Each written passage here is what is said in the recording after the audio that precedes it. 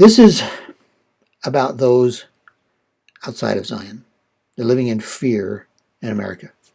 You see, there are two countries that have made plans on how to split up America, China and Russia. In Isaiah's time, there were two countries, two superpowers, Assyria and Egypt. Now we have these, China and Russia, have made a secret pact that they want to come in, divide up America, and set up their own king in the land. Isaiah calls him the Assyrian. We're going to go into more detail of him for a second. Now, it's very important that we understand. There's all kinds of things going on in this chapter that we think, it's kind of hard to explain how it applies or whatever. But in reality, if you look in the footnote of 9b, those who don't have faith will not be saved. This faith is absolutely critical for you and I to survive these things that are coming. We have to have faith. And the Lord, everybody's talking about the faith. President Nelson's talking about faith. We need to have these things. I'm hoping that through this message you will also have faith. Now, the fly and the bee, swarms of people will come and overtake the land. You can see a swarm of flies, a swarm of bees, right, that come in. That's the same thing. Whether the flies are from Russia and the bees are from China, it doesn't matter. There's swarms of people will come to overtake the land. And the king of Assyria is going to shave the land like with a razor. And this will be a day like no other in all of history. And we've seen examples of this in history, but nothing like this. This is far worse than any of those. Briars and thorns, wicked people are destroyed. It's just converted to, the whole land is just shaved and reverted to briars and thorns. Okay, so let's look at for a second who is this Assyrian that he's talking about? Why does he call him the Assyrian? We're given several names. He's mentioned many times in scriptures by other names. Like mentioned, the Assyrian by Isaiah. He's the one. Second of all, the stout horn by Daniel. He's called the stout horn. That's another name, one of his names. He is Gog of Magog, as referred to by Ezekiel. He is the false prophet, as mentioned by John. He is the Antichrist, mentioned by both John and Mormon. Now, Mormon, we're going to talk about that in a second. He is also called the man of sin by Paul, and it also instantly refers to him as the son of perdition. And then Nephi calls him the false Messiah. These are all the same guy. We have been profusely warned about all this man that's coming. He is that bad. He is that evil and wicked and horrible and has such an effect upon the whole world. That's why there's so many references to this wicked man that's coming. Okay? Now, there are many examples of the Antichrist in the Book of Mormon. There's a lot of reasons for this, and Mormon has done a lot of work with this. Some of them are obvious kind of examples. Sherem, Nehor, Korihor is the only one that's actually designated as Antichrist. But the rest of these are all examples of the Antichrist to come. And there's a lot of them, and you just wonder why. Well, you remember, like President Benson said, that the Book of Mormon not only reveals Christ in a pure way, it also reveals his enemies. And so he talks about this. Mormon talks a lot about these Antichrist leaders.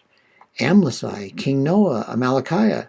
Amalickiah is one of the best examples there are because by complete subterfuge, he sets out the goal to become king of the nation, and he kills these people right and left and everything.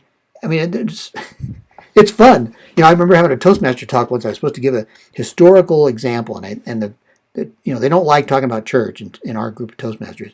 I thought, I'm going to tell about Amalickiah because there's no real church stuff in there. It's all subtlety and stuff.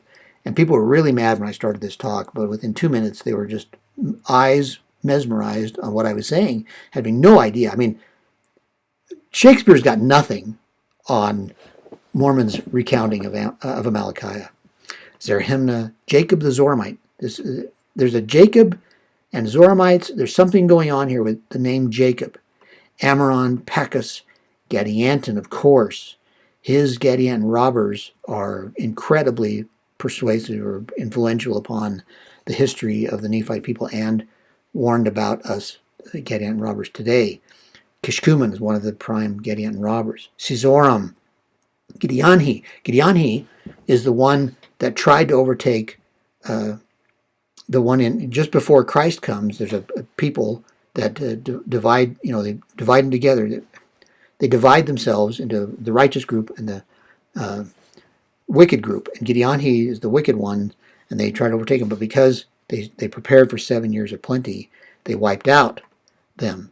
Zemnariah, King Jacob, again, we're back to Jacob. He's the one that at the end took over the government, destroyed the government, breaking it up into tribes.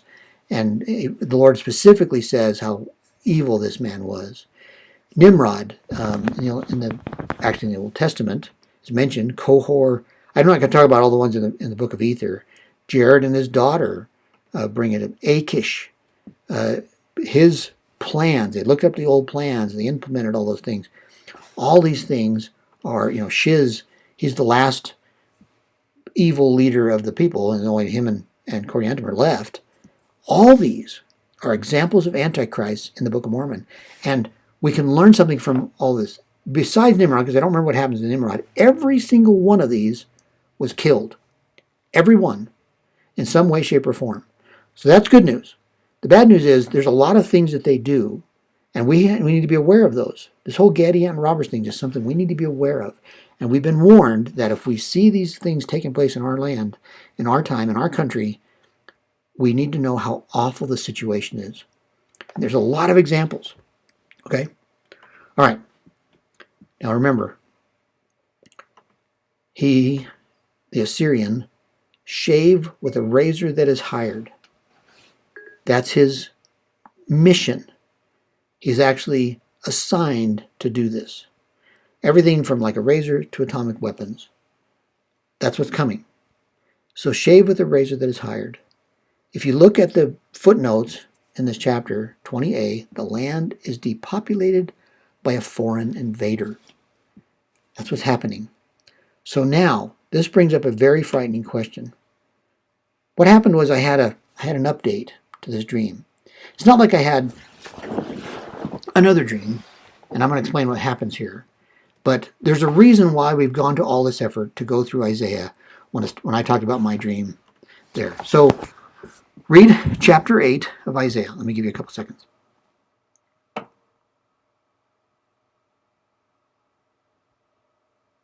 Okay, so Isaiah and his sons are given for signs and wonders in all of Israel.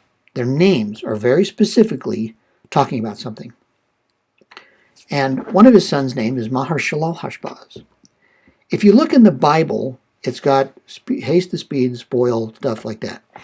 In the Book of Mormon, it says, the same footnote, destruction is imminent.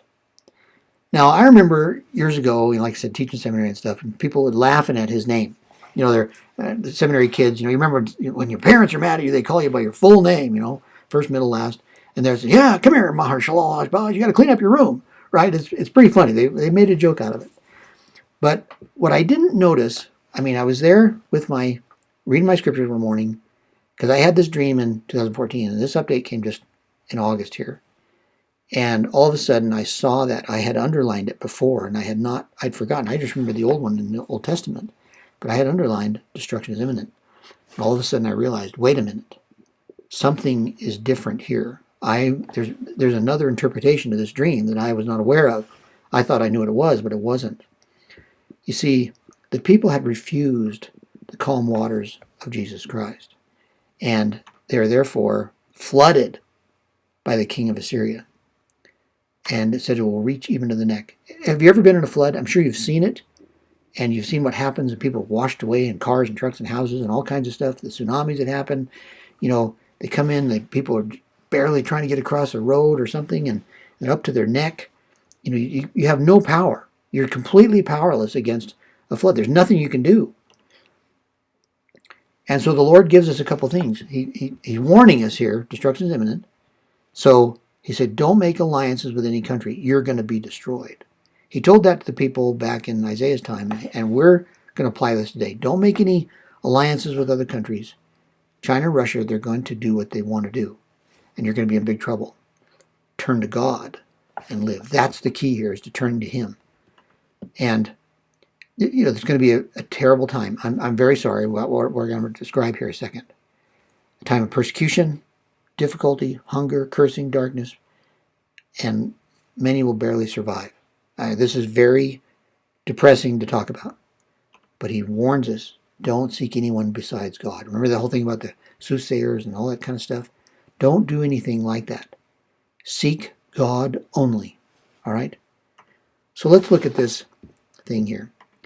My Father's words gives us a key about what's about to happen.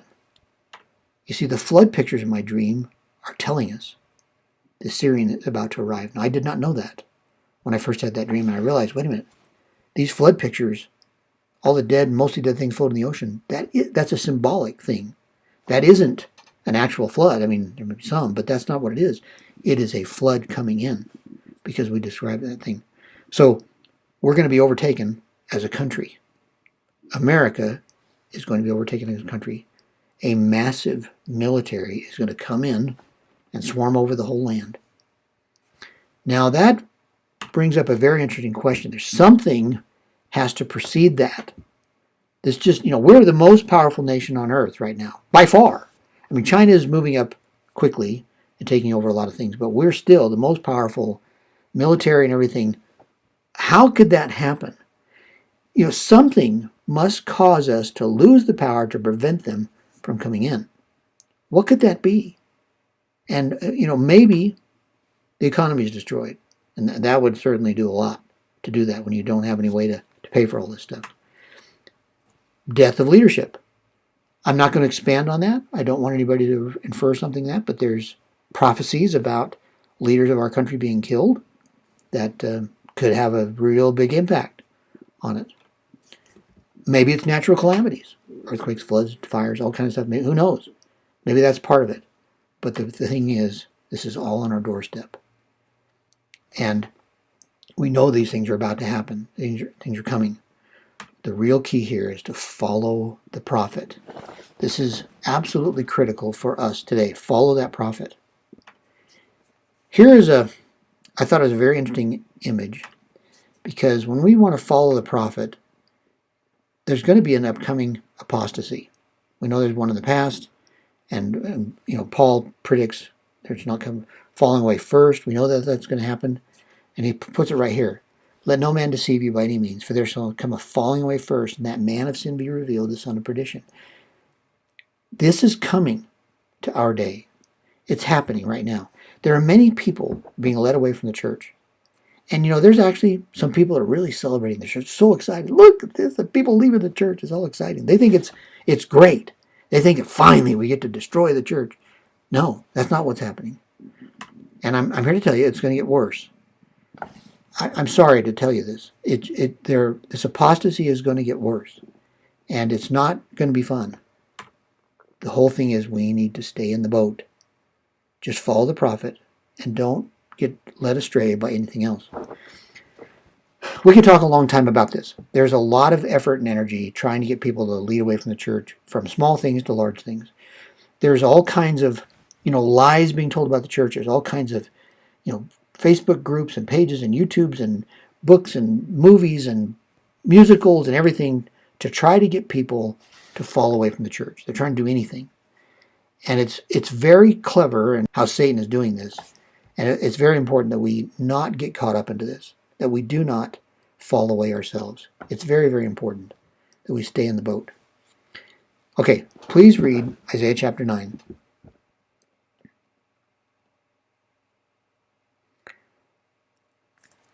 Now there is a Zion, and they're protected. They've seen a great light. Now remember, we're looking at this sequentially. And, I've always read these verses trying to wonder, what does that mean? We're going to apply it to ourselves.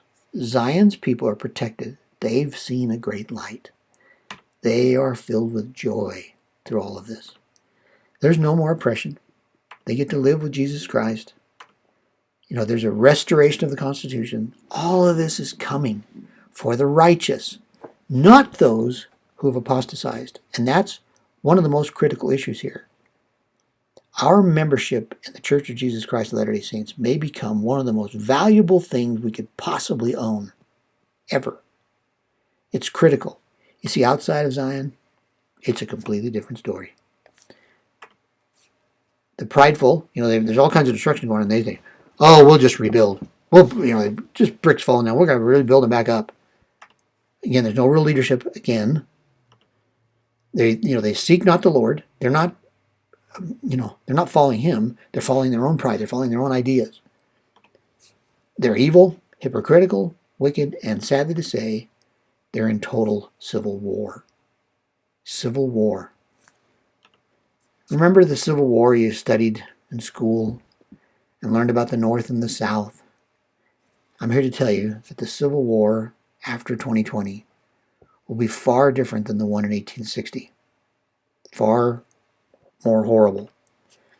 The population of the United States in 1860 was 31 million people. The population of the United States today is 329 million people. If there were 600,000 people died in the Civil War in 1860, if you multiplied that by 10, you'd get 6 million people, but I'm here to tell you, it's going to be worse than that.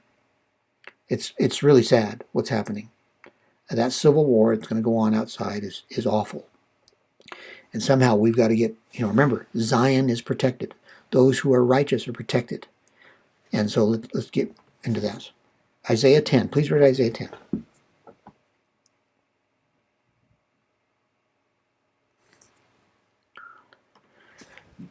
Now, because of no real judgment, the Lord judges them.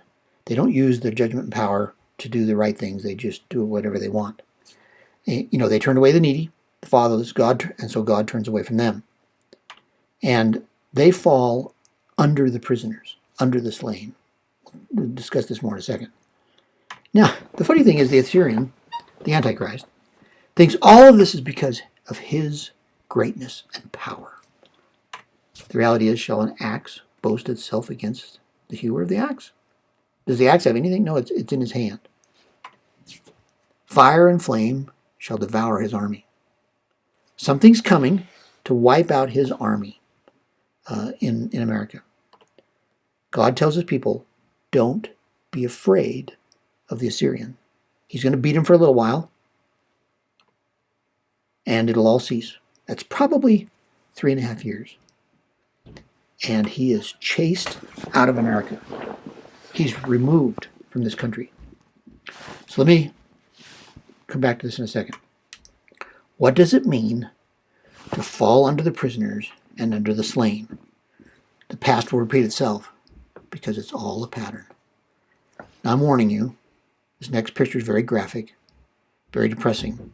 I'm hoping it'll be motivational for someone to recognize I'm on the wrong path. What has happened before will happen again. This will happen in America. It's terrible. I don't want it. I'm going to go to the next slide. Okay. Please read Isaiah 11 and 12.